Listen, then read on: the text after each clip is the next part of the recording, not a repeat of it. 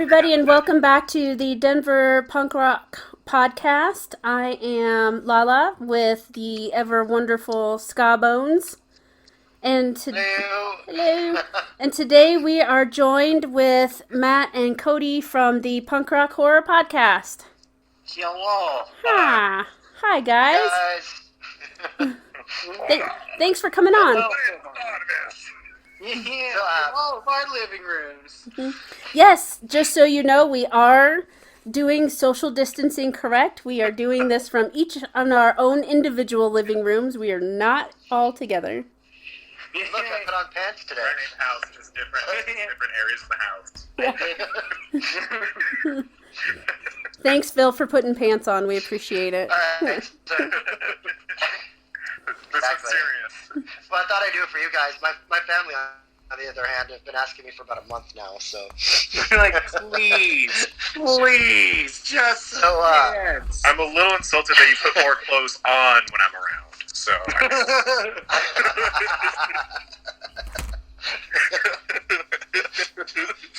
All right. So I have a question for you guys. Can you tell us a little bit more about the Punk Rock Horror Podcast and what you guys do?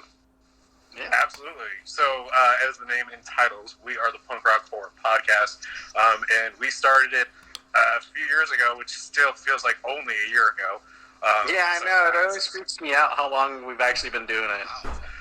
But we started in October of 2017, and we decided that over a phone call that we wanted to do our own horror podcast, but a podcast that focused on not just talking about a love for horror, but also focused on the underground horror scene and talked about the movies that didn't get a lot of love and attention that they so rightly deserve. And so since we started focusing on a lot of, the underground aspects of the horror community and the industry, we decided to give us a fitting name for that. Since we love punk music and we've grown up on it, we decided to call ourselves the Punk Rock Horror Podcast. Since then, we've amassed over 100 episodes on our regular show. We have 2 additional shows now. One where we bring on underground bands and artists who are making their name for what they do, and we also have the Paranormal Princess podcast, along with an additional show on our Patreon called The Half Hour Power, hosted by the amazing Lala, actually. That's me! Yeah. I do that! And so I kind of talked over everything, though. Cody, do you want to mention anything about it? Yeah, we also, one of the biggest reasons why we started it, too, is because a lot of the horror podcasts that we heard, mostly talking about, oh, yeah, the blood was so great, oh, yeah, all the guts everywhere, that's why you should watch this movie. We were kind of, more thinking, well, no, we want more to it, and, talk about why there's more to it. Some of Matt's favorite movies, because all our listeners know, he's a gore hound, but some of his favorite movies that's been on the show, haven't even been that gory, and we want to show why and talk about why those are our favorites and why people should look at them, and also the underground stuff, because honestly, if we haven't started this, I probably would have never heard of Green Room, which is fucking fantastic, except for passing by, and I had to do it for the podcast, so it's given me and Matt an excuse to watch more underground hits and put them more to the limelight, and that's so much fun and why we wanted to do it.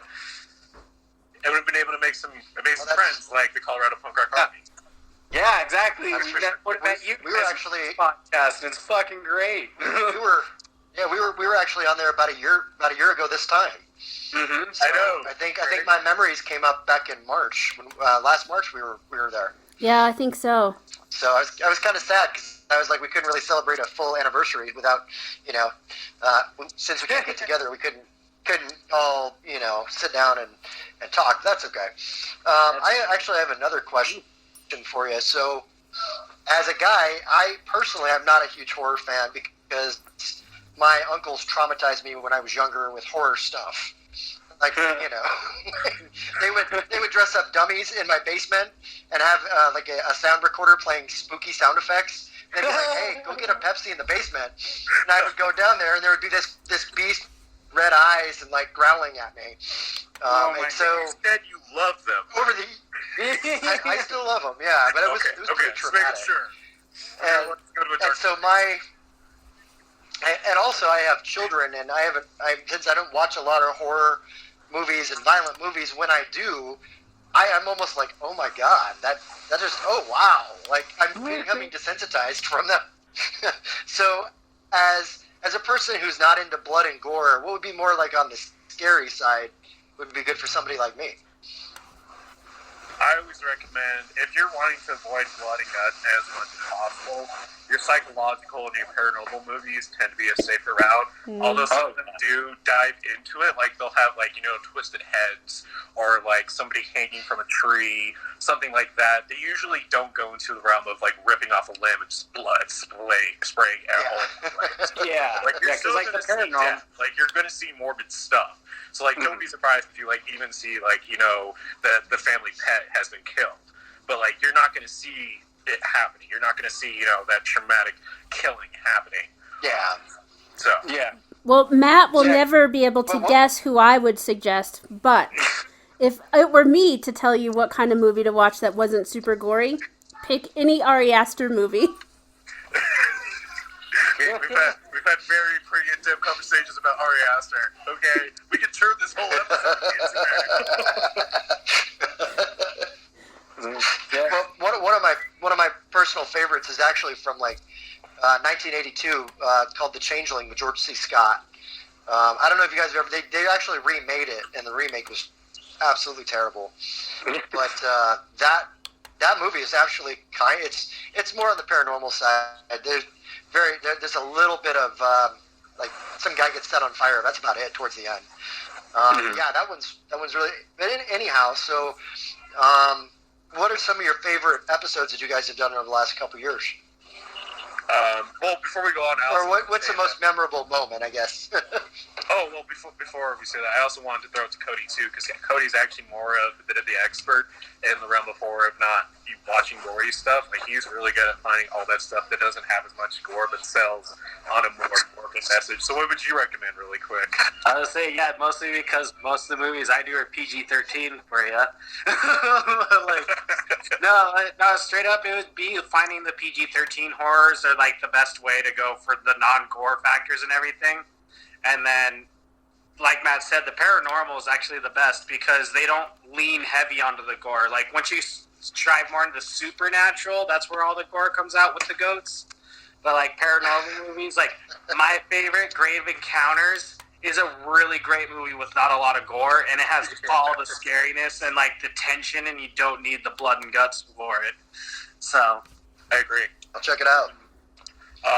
It's a great Canadian film. Oh, if you're a fan of fucking Letterkenny, fucking Josie's in the second season.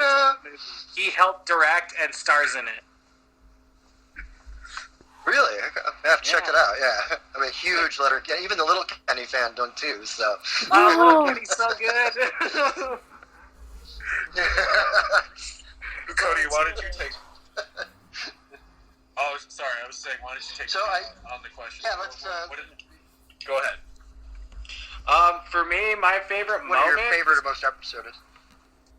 It's the same one. For me, it's when we interviewed Robbie Rist and Anthony Cifuentes from Sharknado. Just because, like, I fucking loved the Sharknado movies. I watched every single one, and when Matt was like, hey, you're probably going to want to sit down for a moment, I was like, fuck, something terrible's about to happen. And of course, I was like, no, nothing bad. It's just sit down. And he was like, so... Remember how I told you how the guy from Sharknado liked us on Twitter? I was like, yeah. He's like, well, his fucking agent just hit us up asking if we want to interview him and Robbie Rist. And I was like, shut the fuck up. Shut the front door. No way. And so, like, I would say, like, that and the interview is probably is hands down my favorite, just because it was so surreal at, like, not meeting because we did it over Skype, but, like, interviewing and, like, just talking to someone that, like, I admire his work and love his work with the Sharknado stuff. And then Robbie Rist being the voice of Michelangelo from the Ninja Turtle movies. Like, that's right. Yeah, I didn't know that.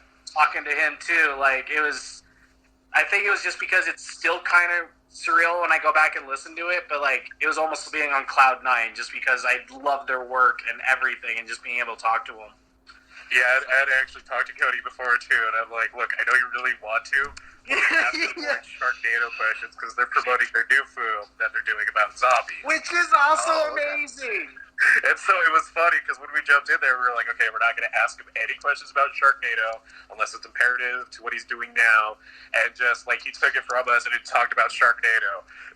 And like he talked about like how he did one of these like the craziest scenes in like this one shot that like involved this bridge and like. Oh no, he's talked about the scene when they're on the boat. Literally, we watched that movie that day, like in preparation, and he talked about it was in Sharknado 2 when they're on the ferry coming to the island, and one of the chicks gets her face eaten off by a shark. He told us they had to film that entire thing in one day in less than like 2-3 hours because they had to get on and off because they weren't like super famous yet, except for Tara Reid. so yeah, that's awesome. Great. It was unreal, man. Now you guys also do band interviews as well for punk rock, ska. What are some of your favorite, well, not necessarily favorite, but memorable moments from your band interviews that you guys have done? So, I would definitely say it's not as much as favorite as that because we enjoy everyone that comes on. And you know. Yeah, I guess more memorable moments. Yeah. That's what I was Matt should definitely. Matt will definitely have more on him because he definitely takes the lead on all the band interviews and everything. Has done fucking awesome with it. So thank you. Yeah, Cody would actually jump on it too if it wasn't just due to scheduling conflicts. That's really mostly the reason. So, but that being said, probably it's hard for me to pick just because. I mean, just even now, like I just got done doing another band showcase, one that was very unique and one that I'm really excited to come out with. And I know that's going to be just, everyone's going to love because it's great.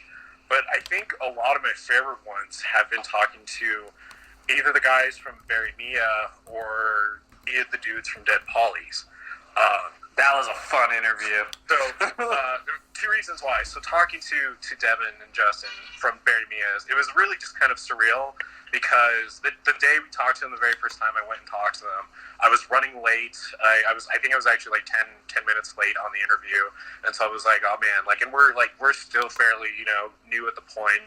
And so I was like, I don't want to make a bad name for myself. I don't want to make a bad name for the podcast. I'm running late and I was really nervous. And when I got there, I was just ready to kind of, my anxiety was getting the best of me. And I was ready to just be like, we're not doing this interview anymore. Instead, Devin and Justin were so nice, and Devin's like, actually, I'm a fan of your show. I've been listening to you guys for a while, and I'm really excited to do this. And it kind of just hit me like, wow, you have a status now, so people know who we actually are. It's that was really cool. And I don't mean for it to sound like, oh, it's because Bury Mia recognized us. It was just more so that was that moment, that we. I love those guys. Yeah, they're really friendly dudes. And Dead Pollies, just because. Halfway across the world in entirely different, continent in itself, these dudes are calling in when it's extremely late for them, and they're talking about what the punk scene is out there, and it's just so interesting because it's the punk scene seems to be more so closed off over where they're from as to here in Denver, it's far more open, everybody's more supportive of it. And it's just because it just sounds like they're stuck in a different time. And those dudes are amazing. If nobody's checked out the Dead Pollies either, they really need to. They're really I love their music. Yeah. So, but those are probably my favorite moments, just because it's one of those things where it's when you start doing something and you don't know who's actually paying attention, and then when somebody finally does, it means the world, Mm-hmm. So I'm actually we're going to cut to a song right now. We're going to do, next track's going to be called No Money, No Sunshine by the Dendrites. Check it out. Ain't got no money, ain't got no sunshine, but babe, don't worry, 'cause everything's gonna be fine. So bring your clouds and your rain and your blues along too. Don't need no sunshine, don't need money, I need you.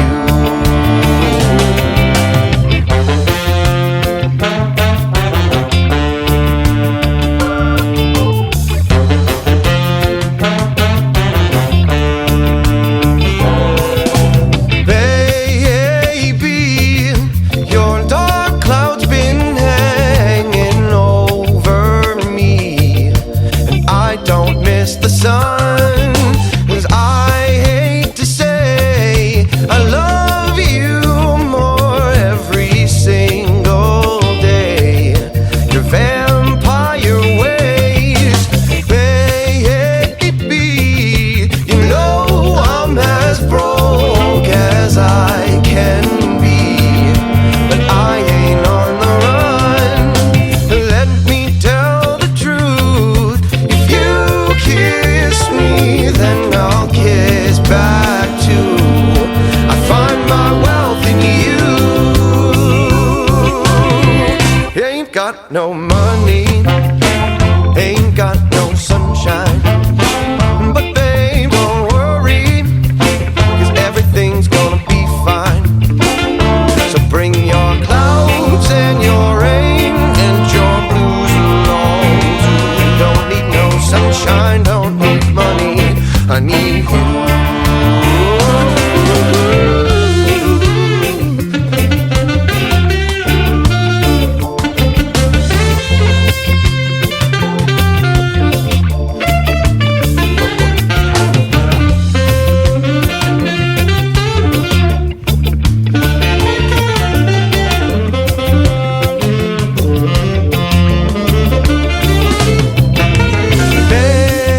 Baby, it's raining and we've got no pennies, but that don't mean we're done, 'cause I need your love more than I need a God above.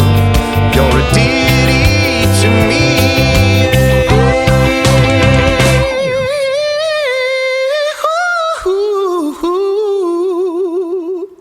Ain't got no money, ain't got no sunshine, but babe, don't worry, 'cause everything's gonna be fine. So bring your clouds and your rain and your blues along too. Don't need no sunshine, don't need money, I need you.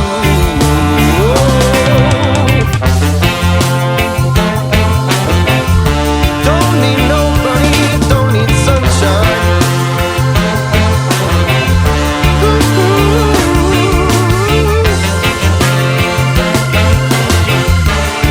Hey, yeah. I need you, I need you, I need you. And we're back with the Matt and Cody from the Punk Rock Horror Podcast. Hello. Oh, you're back. Hi. Back Shalom. again. Shalom. Nice to see him back. So, Phil, you wanted to ask the guys a question? So you guys do the a podcast called the where there's the Paranormal Princess. Yeah, so we have a couple additional shows. So we already mentioned the band showcase and our original content, what we do with that. But we have two other shows called the Half Hour Power and Paranormal Princess podcast. So to kind of just go over both of them in good detail within a timely manner. Our Paranormal Princess podcast is one it's free for everyone to check out.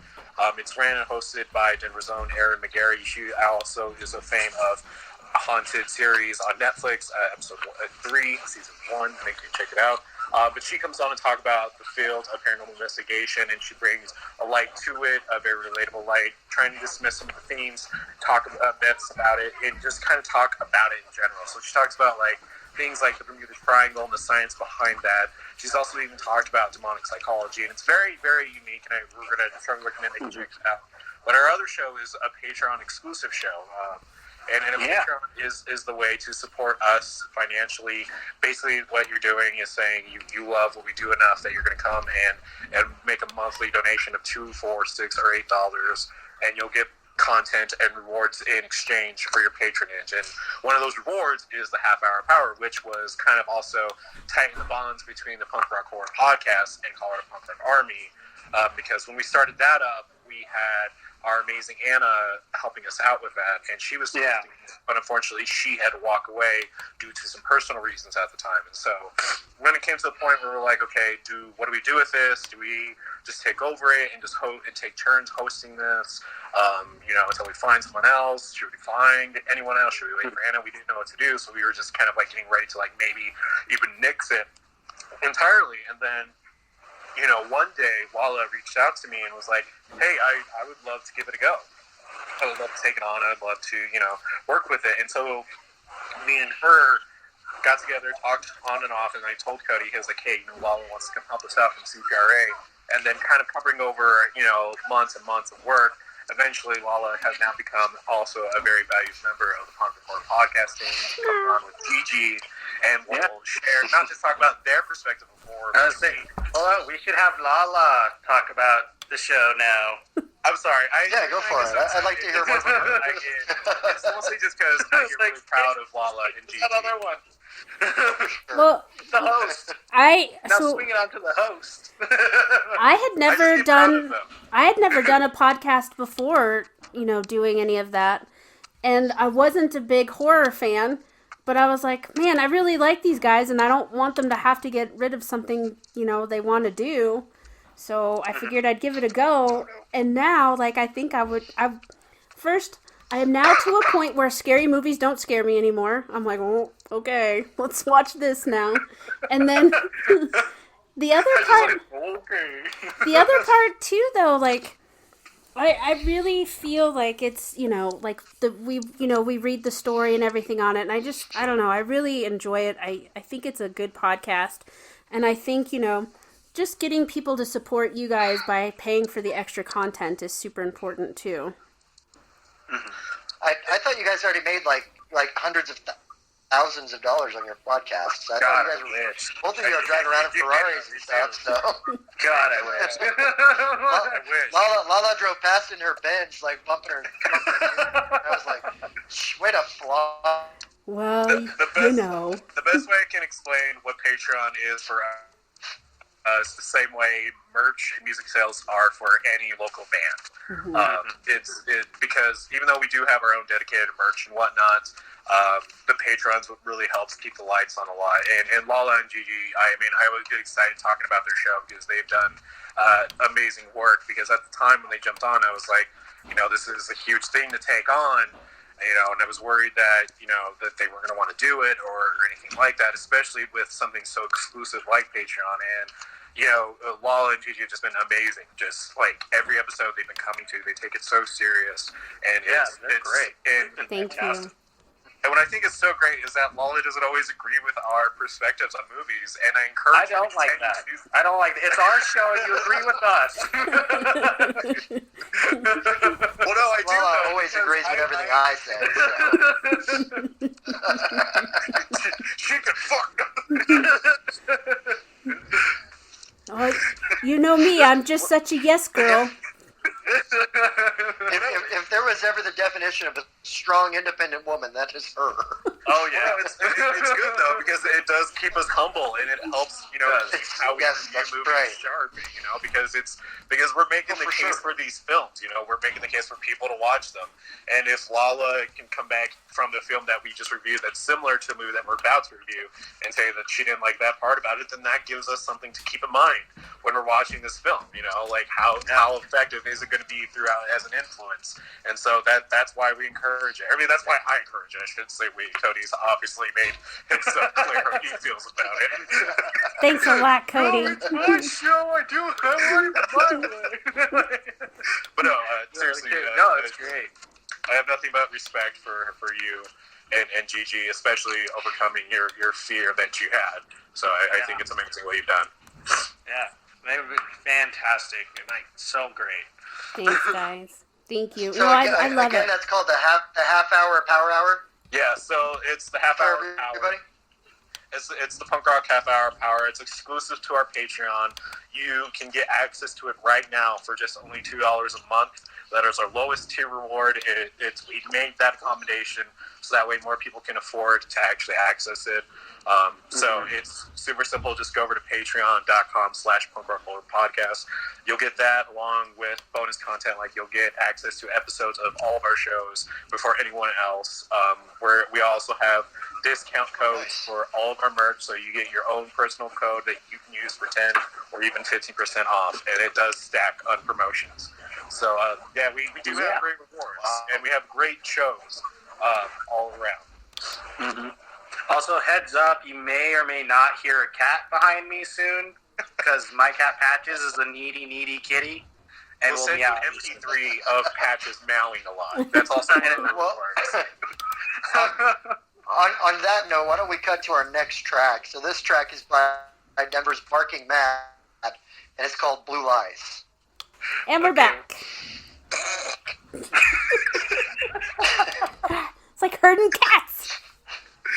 Well, Phil gave me the okay. Sorry, I thought he was talking to us. Oh, there you go. So you guys have been listening to Denver's CPRA's Denver Punk Rock Podcast. I'll say it again, but we're here with the amazing dudes and, of course, Lala. If I can spit it out, that'd be great. The Punk Rock Horror Podcast and their other offshoots, what's the princess one, Matt? I keep Paranormal Princess. Paranormal Princess podcast. Paranormal Princess. Yeah, that is our many new P's show. in that. Okay, and what was the other one with Lala? What's that called again? That's the Punk Rock Half Hour Power, or also just known as the Half Hour Power. It's on our Patreon exclusively.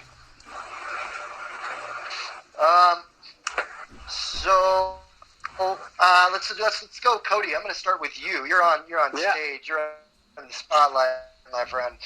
Oh no!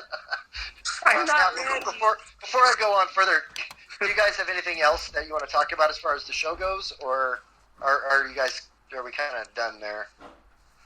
I mean, I think I'll just say that I think it's great what CPRA is doing. I think it's awesome that you guys have been putting in so much work and have been working so hard to make a name for this community, especially for Denver, and just making things happen for all these bands that deserve it. I mean, in a lot of ways, you guys, in our opinion, are kind of a godsend in that, you recognize these bands and you know all these bands that are doing great stuff. And so you guys make it your mission to help them. And we just think that's awesome. And we're so fortunate that we get to call you friends, that you guys want to work with us. So thank you. Yeah, it's great working with you guys and everything. Like, we really do appreciate it, especially, like, being able to, like, hear more about, like, more of these bands and being able to bring them on and help them get a leg up, too. Like, it all starts with you guys, and we can't thank you enough. Absolutely. Well, and especially now with all this stuff going on, it's important that we're supporting all of the, bands like Metallica, Guns N' Roses. They're all they're doing fine right now. But we've got, I know people in the community that they can't work right now because of all this stuff. You can't work. They can't play shows. They're not being able to supplement their income. They're doing their best to try and get somebody to go to their website and buy a T-shirt for $20. Mm-hmm. Yeah. So it's great that we have a good relationship with not only a lot of the bands, but local podcasts, local businesses, because that's what our mission is to help get you guys out there, to help get fans out there. But yeah, well, thanks for coming on today. Now comes the fun part of the show. So all four of us here in this little Brady Brunch grid view. And I know you guys out there can't see it, but we're all in a little 4x4. We're all naked. We got our own Brady Bunch going on. Nobody is wearing pants. Nobody's wearing pants. We can wear pants. What are pants? Anyhow. I don't know if it's wearing pants. So, Cody, I'm going to pick your brain. So, what are your favorite top 5 memorable shows that you've been to in the last 10, 20 years? Top 5 shows? Ooh.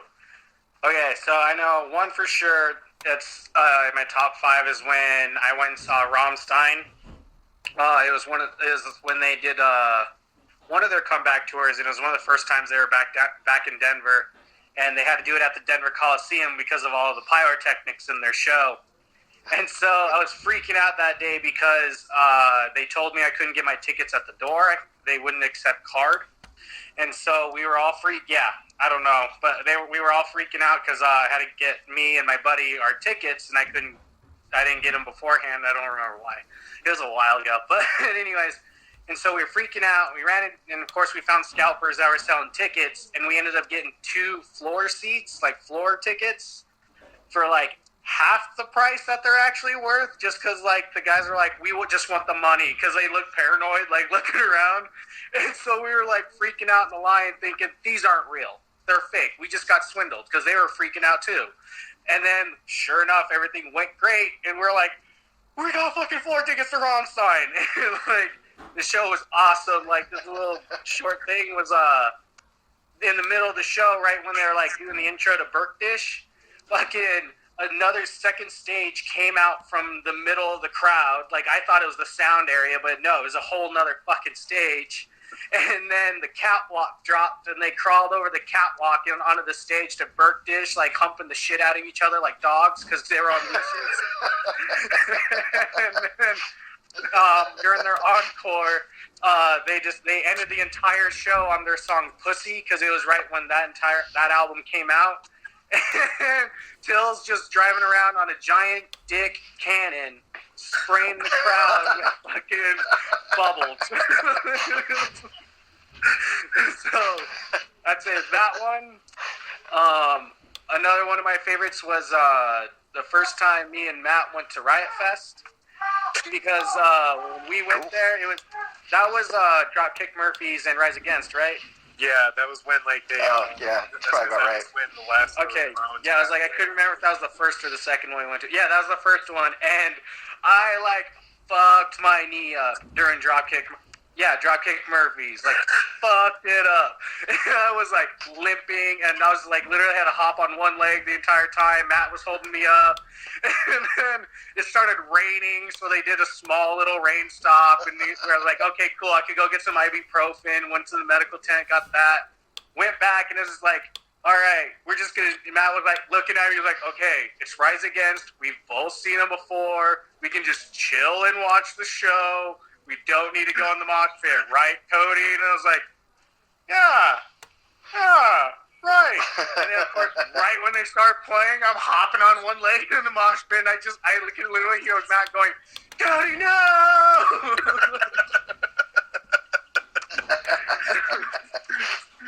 There's that. And then when me and Matt went and saw Barry Mia, so it was the first time I went and saw them. And it was just really cool going and seeing a band that not only we interviewed on the podcast, but like a band that we became friends with and everything. And I just loved going and being able to support them and hang out there and like see them and hang out with them afterwards, even though like we couldn't go out for drinks because like I had to work the next day because it's kitchen life. But like it was still a lot of fun going to see them. And then we got three. We got three. I got 2 more. Okay, the fourth one, it's kind of a mashup, but it's all the times like me and Matt and our buddy Harrison were able to go see Flogging Molly, just because those are some of our most memorable moments as like just us three as friends. Do you guys see him at Red Rocks? Yeah. I was gonna use that one, but I was like, no, because then there's the Dropkick Murphys and Flogging Molly concert. And then there's like, and then of course Riot Fest when they were there. But I'd have to say like just all the times we went and saw them, because that's like what really bonded us three as like a trio, was being able to go to these concerts and especially bond over Irish bands like Flogging Molly. And then in my top 5 is probably the first time I went to Warped Tour, because it's like I was super stoked. Killswitch Engage was pretty big. Like I was super excited to see them, and it was the first time I was going to see them. And Andrew WK was there, and I fucking love Andrew WK. I was at that. WK. And that was awesome. Still at that too, I think, actually. Yeah. And then Every Time I Die was there, and As I Lay Dying was there. It was the first time I saw them. Oh, it was so fucking good. And the only reason why I remember that every time I die was there was because during their show, they ended up getting a giant fucking circle pit going that like pretty much connected 2 different stages. And this is like, it was so fucking great. And I remember it because during the circle pit, some dude stuck his leg out and tripped me. And so I had like an 8-inch mohawk up at the time, and it was still standing up. I was proud of it, but he tripped me.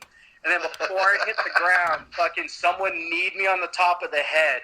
So I felt the crunch of my mohawk, and then I got kicked in the temple, like all before I hit the ground.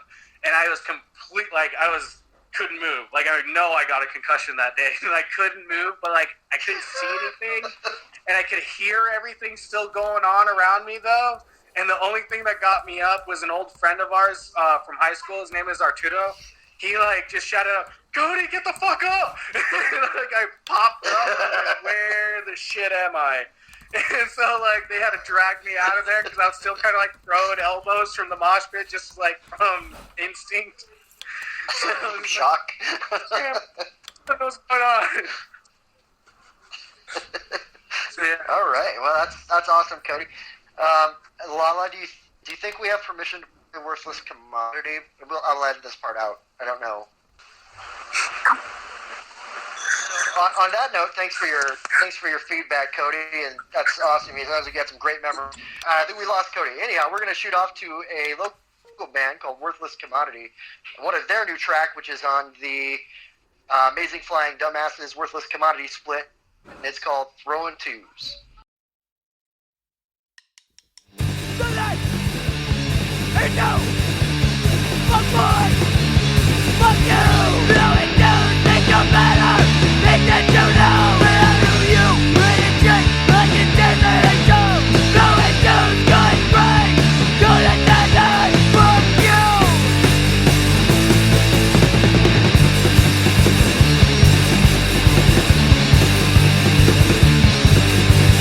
Blowing dudes think you better!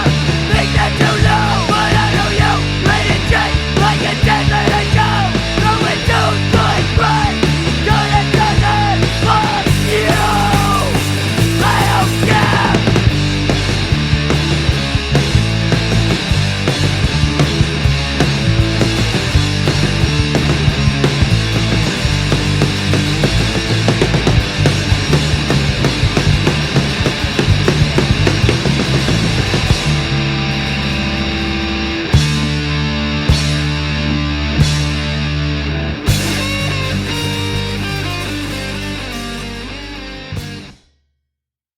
All right, we're back.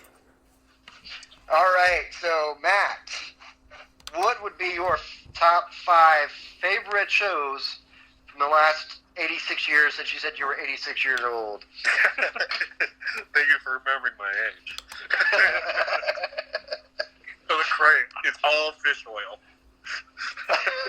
Just fish oil. Just fish. Don't go meet Carol. Don't go to Carol Baskins. Oh, God. Speaking on that, have you guys heard the new song, the Outlaw song from No Bueno? Yeah. Have you watched the video? It's hilarious. So good. They really made it look like Joe Exotic is actually singing their song. But anyways, Matt, go ahead with your... Yeah. So mine's going to start out a little similar with Cody because I also, and one of my favorite is that Riot Fest, but I'm going to add a little more context to it on my side of how it. So I was pretty short, like, on money that time around, and so thankfully, like, at the time, like our buddy Harrison and Cody, like, had VIP access, so they were able, like, to get, like, free beer tickets and whatnot, and so, like, I don't know, I took I think it took Harrison's or someone else's wristband to be able to go into the VIP area just to get beer and stuff and drink. And so, like, they were handing out, like, the full-on, like, huge, like, cans of, like, what is it, the Limeritas? Still Light? Oh, yeah. Why does they do that at the venues? Like, who goes to a show and wants to drink a limerita. I mean, I know. Go ahead. I'm sorry. I drank it, so I was like, Lala, look at Lala's alcohol. one. I'm gonna take it. Lala does. Yeah, You- that's why they're there. You were there at the Misfits when I drank 3 of them that night. I was. I actually had 2 giant PBRs before I got in there, and then I drank like 3 of those watermelon ones. See? Because it was delicious. No, it's okay. It's okay. So It was actually very good. So basically, what I'm telling you is, I got extremely, extremely trashed for that concert, like more than I meant to. And so when we were at the Dropkick Murphy show, you know, right before Cody got injured, like I had to pee extremely bad, so much so that I'm positive if I got pushed into, it was just gonna come all out. Like I was just about ready to explode at that point. And so I was like, I gotta walk away to the bathroom. And so I was so paranoid. And so I was so gone that I was paranoid that walking into the VIP area, they were gonna know I just wasn't VIP, even though they weren't checking really. Like I just thought they were gonna know. Like I felt like they were gonna stop and be like, are you actually VIP? And I'd be like, no. like I was just that drunk. And so, you know, I went to the bathroom, came back, and Cody was like, I hurt my ankle, and because, again, being so drunk, I was like, it's my fault he's hurt. I was supposed to keep him safe. Fast forwarding to that Rise Against, you know, show that we were at, you know, he jumps in. Like, I follow him after, like, picking him up as, like, I'm taking, like, most of the brunt of the force, getting punched in the face and hit to the side. And he's jumping up and down, having the time of his life. I'm like, are you having fun, buddy? And he's like, Cody's like, I'm doing great. How about you? And I'm just getting, like, stabbed. I'm like, oh, yeah, this is going well. That's hilarious. You didn't have to. Again, I was drunk. I took it on as a responsibility. I didn't need to. So my other one is probably actually for my bachelor party. Probably one of the sickest bachelor parties ever. So even after being, you know, taken to throw axes and you know, just getting completely wasted again, Cody actually surprised me and took me to see The Descendants front row, and it was the first time I ever got to see them, and I've always been a big fan of them, so as Cody, and so like this was huge, right? So we were at the show, but it was packed. Like this is probably the most packed like show I've ever seen in like the past 10 years, and so we could barely move at all. Like where we were is where we were, like cheek to cheek, side to side, cannot get through it, man. And the reason why I mentioned cheek to cheek is so like at the time Cody was single, and obviously bachelor party, I'm getting married, I'm not single. There was this girl that was in front of us and was like tried to like hit on me the entire time, and I'm like no thank you, you know, like I'm trying to politely tell her no, and so like Cody like, you know, was like trying to keep her attention on him instead, like make out with her instead, because that's who she's trying to find. And so like Cody's like, no, the reason he's saying no is because he's getting married. And she's like, oh, that's lame. Why would you do that shit? It was just like, why am I having to explain why I'm getting married to this random stranger all of a sudden? And so, like, even after hearing that, as they're playing, like, she still tries to kiss me, and I turn away. She's just, like, slobbering my ear and my cheek the whole time. And then Cody eventually gets her attention and makes out with her, and I'm like, this is a great, very weird show. That's great. What about number 2? That was my number 2. That was my number 2. Okay. Number 1. So my third one, it's also with Cody too, was when he actually took me to my first local show. This was way back in the day, and nice. I'm not sure. I think it was like either Random Heroes or No Use for a Name, Glyphic, and I can't remember who else. But this was like way back when I was in like high school, like freshman, sophomore year. And so this is my first time ever getting to go to a local show. So I went, and, you know, I think I just turned like 16 at the time, 16 or 17. And so like Cody, you know, we were at the merch booth, and I was getting a Glyphic shirt. And so the merch girl there was, you know, I don't know how it came up, but Cody basically just told her that it was my birthday and whatnot. And so she came around with the change that you know, after paying for the shirt, and instead of just giving me the change normally, she actually just like pulls open the front of my shirt, puts the change down my shirt, very sultry like. And let me tell you, man, for a 16, 17-year-old kid, that is enough to raise my self-esteem for like That's a decade. pretty cool. Yeah. I got you, boy. so yeah, that would be my third one. My fourth one would be when I actually. Yeah. Go ahead. My fourth one would be for when I got to actually take Lauren to her first GWAR show. Nice. Yeah, so she never seen GWAR until she met me. And I showed him what the pictures are like. I've shown her the pictures of like me, Cody, and Harrison just like doused in like food coloring and all that. And so like she didn't know what to expect. And so when we were at the show, this was during Warped Tour, before they actually like canceled, quote unquote, canceled the Warped Tour. But the GWAR comes out and Lauren's starting to get more nervous, and she's like, "Oh, I didn't expect them to look that hideous." And I'm like, "Oh, just wait." And so, they play the show, they spatter us with blood and guts and other, stuff and liquids. And then now, Lauren went from like hating, or not hating, but like being really nervous to then afterwards being like, "That was the best thing ever." She was like Slayer. Yeah, she was the most covered. She was just head to toe in red, yellow, pink, like goo stuff, and she was just like, let's do it again. My last one is also going to be that Warped Tour show again, but because I got to be part of a moment of history that I didn't know I was a part of. Oh my God! Yeah, technically we all were. Me, Cody, my wife, and our friend Harrison was. Yeah. Technically. So, I almost forgot about that. Even though I wasn't watching the band, it was getting like midday and we were getting hungry, so we all went like to find stuff to eat. And so I went to this one Mediterranean, food truck, and I got myself a gyro.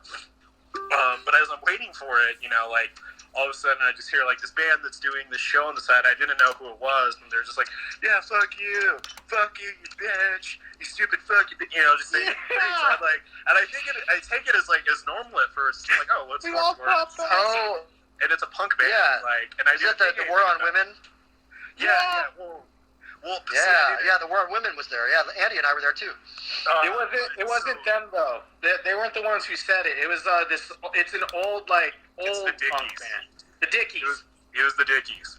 So we didn't know it was the Dickies. Like I said, all I heard was just the singer. Because all I could see was the side of the stage. I couldn't see who was playing. And like I just heard him like going off, just like "fuck you, bitch," and like I thought it was just like part of like a song they were doing or something like that, Yeah.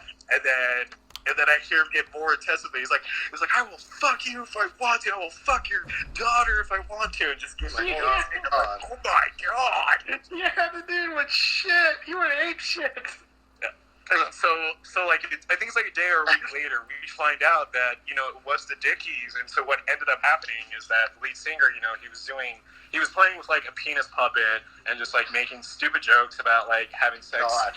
And like this is what the article said. So keep in mind, I actually didn't hear if this is what it was saying, but he was making jokes about like having sex with underage minors or something like that.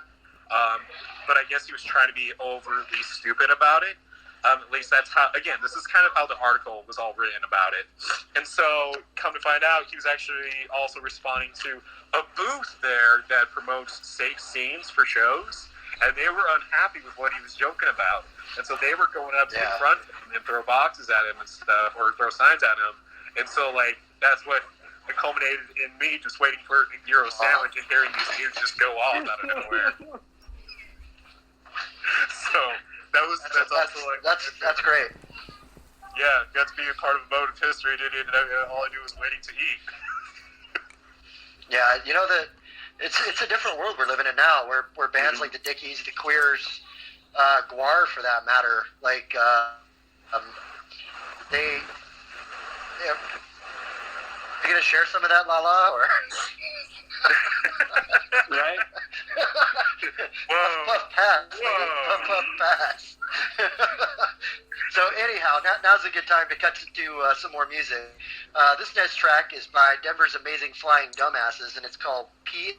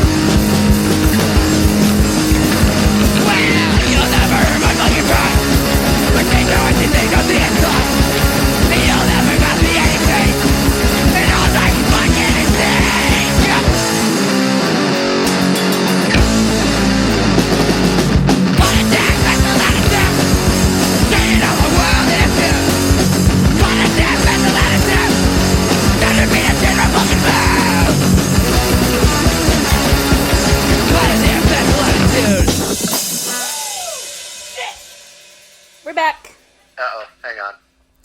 That's one of my favorite bands. Hint, hint. I know. Shout out to AFD. Oh, We enjoy them as well. they're such good little boys. Well, and if you guys didn't, are we Any actually club back? friend they had is now out the window. Yeah, right. And if you guys didn't know, that AFD's last album, Bruised, and their Adventure Island EP, the new split, Lala Vigil is actually the producer on both of those, on 3 of the records now. So she actually gets producer creds in the music industry. That's right. So, and all of the amazing Flying Dumbasses and Worthless Commodity, they kick ass. I love those kids. So I guess now it's time to ask our local music connoisseur expert, Lala, what's your top favorite 5 shows of all time? Well, I'm sure you're going to be super, shocked when I tell you my very first one is when the Misfits got back together and played Riot Fest. Duh. And my second show is when the Misfits got back together and played at Fiddler's Green. So. Are the other 3 Misfits too? No. Sure. My third one would be Benny's first show. Aw, he wouldn't be before then. No, it was definitely. 7C? Yeah, it was their Amazing Flying Dumbasses' first show at 7th. And it was, I think I stood next to Aaron in the sound booth, like tears streaming down my face the whole time, watching Baby Boy's first show. And then my 4th one would be the first time I watched Guinevere with Cadaverin on stage for the first time. Nice. Yeah. And then I think the 5th one So would... that's 2. No, I'm at, that's 4. I'm at 4. Oh my god, okay, you're at 4. My 5th one would be my first sort of quote-unquote assignment with Cpra was to go and talk to the Hacks. And it was, like I said, it was the first thing I kind of did with you guys and sort of like did my first like Collar to Punk Rock Army professional thing with an actual local band. And that was going to see the Hacks at Streets. So those are mine. Easy peasy. All right. Well, I guess that leaves up me. Yep. What are yours? In case you guys didn't know, I'm older than dirt. So. But are you 86? Not quite, Matt. You've got me beat. Yeah. I'm surprised your favorite band isn't, a favorite the Old Oak Tree. So.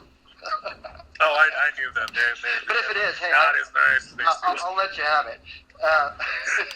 So, let's see. My top 5. Number 5 would definitely be Warped Tour 96. That was actually at Red Rocks, which was super weird because, all the Red Rocks has all the steps. And so, like, as soon as the band started, everybody rushed the stage. There was, like, this giant mosh pit for, like, 30 rows. But that show was amazing because it was NoFX was there, Goldfinger, and Tony Hawk Pro Skater, I think, was actually on display by PlayStation up in the parking lot. So you could go play it. It was so my cool. God. They had a half pipe. What happened to Yeah, it was so much fun. But then that was also the show where I believe it was Pennywise. They started really, really late because their bus came in late for whatever. Was pissed off and started throwing stuff at them, and they were like, "Screw you guys!" They're like, "If you throw one more thing," the lead singer was like, "I'm gonna leave and never come back." And somebody hit him with. He was like, it was actually kind of hilarious. My 4th show would be Lollapalooza '94. I saw so many amazing bands, and actually, kind of, hopefully nobody from my past is listening to this, but I hooked up with one of the CEOs from. She's now a CEO from Planned Parenthood. Not hooked up, but we made out. made out. But, yeah, that was cool because that was the first time I ever saw the Mighty Mighty Bosstones. I'm a huge Bosstones fan, and got to see them. Unfortunately, I got to also see Courtney Love with Hole, and they are absolutely terrible. I mean, people say Effects is bad. Go see a Hole show. That'd be number 4. Let me move on to number 3. So I want to talk about like it can change your life, and firm believer that punk saves lives. It really does. That would have been like 2000. I went to see. I was having a horrible time going with my ex-girlfriend. Life was in the shitter. I had no job. One of my buddies got me a ticket to see the Bouncing Souls over at the Moon Room before it was actually completed. So we actually had to wait in line up by all this construction stuff. And as we were waiting in line, lead singer from the Bouncing Souls like starts walking. I'm just doing like high fives. It was the coolest thing ever. Number two would have to be Happy Skanksgiving. It was the CPRA ska show. I had so much fun putting that show together. All the cool bands. It was a blast. And the show would be. This is going to sound weird. I probably lose a lot of punk cred, but it was Weezer. It was like Weezer, Fishbone. Hey. I gotta go now. I know, right? Well, that was Weezer's Blue album, so hopefully that will get it back. But I was actually in the pit. I was a little guy. I was 15. Wasn't very big. I mean, I weighed like maybe 120 pounds at the time. Running around the pit, having fun, and this giant like quarterback-looking linebacker guy checks me onto the floor, and I laid there like in a daze because I couldn't breathe. And some other big dude picks me up and he says, "Get back up again." He throws me out there. I turn around, he's behind me, and he's actually like my protector and my guardian, like taking dudes out. And I was like, this is why I became punk rock. I'm gonna throw in another tie for first place though, and it would actually be the Damned. I saw them at the Summit a couple of years ago. I think Lala, you might have been there too. I was. But after the show, I actually had beers with the Damned across the street at the brewery. Oh, nice. And I finally got to talk to Captain Sensible, and that was Van, if you're listening, I want another damn Phantom more. One more. I like Dave Vanion's totally listening right now. Well, I think him, because he's really short. I think him and Danzig should have a celebrity death match. So, can I just tell you a really awesome Bouncing Souls story? Just because you said it, and they would have been on. Sure. They would have been on my list if my kids weren't on the list. But my friend Zach got me in to see their little small thing that they did at the Oriental where it was just 30 people or something like that. And it was an acoustic show. And for some reason, their music hits me just right. And I was standing in the crowd watching them just like full tears and snot rockets. And Greg Antonito came up to me after the show and hugged me. And he was like, "Why were you crying?" And I was like, "'Cause your music is just so good." And he was like, "Oh my God, that's so sweet." And he must have hugged me for like 5 minutes trying to get me to calm down. Aww. So that's awesome. my honorable mention. Can we do All right, guys. Can we do one? Yeah, go for it. Do it. We got time. Honorable mentions. You first, Matt. All right, mine's a shout out because I always want to bring love to these artists, but it's One Eyed Doll. That's like the one act that I've seen probably about 10 times, if not more already. And it's a two-piece band for the most part, but Kimberly Freeman and Jr., they're so fantastic. Like, they'll hang out after every show until like 1, 2, sometimes 3 in the morning just to talk to everyone that came. And so, I try to stay after for each show. And one of these shows, they have a song called Monster, right? And so I told her, I was like, hey, that song you wrote about Monster, you performed it tonight, means a lot to me because it resonates with me and, my depression and what I had to go through. And, without getting too serious about it, she basically, to kind of cut it short a little bit, she basically pulled me in close and whispered in my ear, and she's like, that's why I wrote it too, for myself. So, she's like, it was like, yeah, right? So it was like, awesome. It was like, she was like cool. super happy that something that she wrote is actually making a difference. And so, after that point, I was about to cry. Yeah, right? Oh, sorry. good job. I'm not trying. I did it again. Dude, that's the second time today you've made her cry. What can I say to you that won't make you cry? Literally nothing right now. Everything is making me cry. But it was sweet, and Kimberly Virtual Freeman hugs. is such a sweet person, so I definitely recommend that. If you haven't listened to him yet, look up One Night Doll or any of her solo work. She's such a beautiful and creative person that not enough people talk about, in my opinion. I love it. I like how you guys Cody? had super sweet, sentimental stories about it, and for me, it was just I was gonna talk about when System of a Down had their reunion tour, when I was I think freshman in college, so it was when they were touring in 09, maybe 10.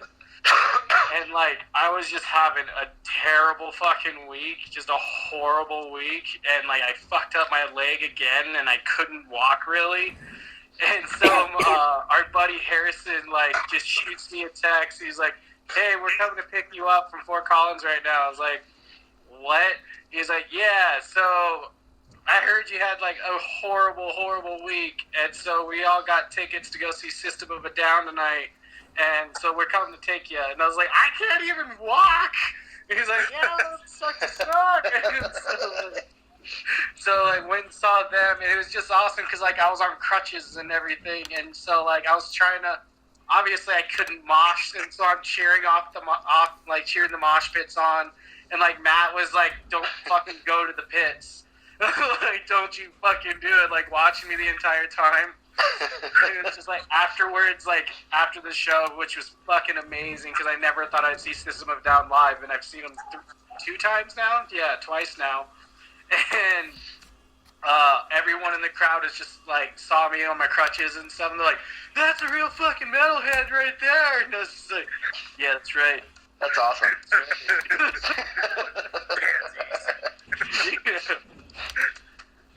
All right, guys. Well, I think you've been listening to CPRA's Denver Punk Rock Podcast. Today we've been on with the Punk Rock Horror Podcast. Make sure you check out their additional podcasts, which are called the Punk Rock Half Hour Power, which is exclusive on our Patreon. Just become a $2 member today, patreon.com/PRHP or Punk Rock Horror Podcast, and you will get that reward. Or the Paranormal Princess Podcast, which is it's free to everyone. All right. It's exclusive. Cool. Well, thanks, guys, for coming on with us. We really appreciate it. Yeah, thank you so much, guys. It was great. Thank you. See ya.